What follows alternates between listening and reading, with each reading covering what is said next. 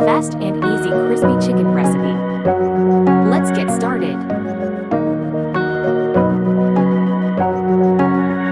First off, let's start by spicing the chicken with thyme, curry,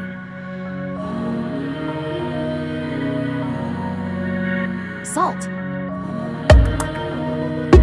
hot pepper, seasoning, and last but not the least, diced onions. Cook for about 30 minutes.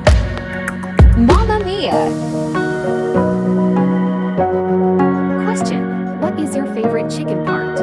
Drop it in the comments. Let's move on to frying. By the way, if you're enjoying the video, subscribe now. The more it fries, the crispier it becomes. But remember not to burn it. Now that it's golden brown, let's grab a plate.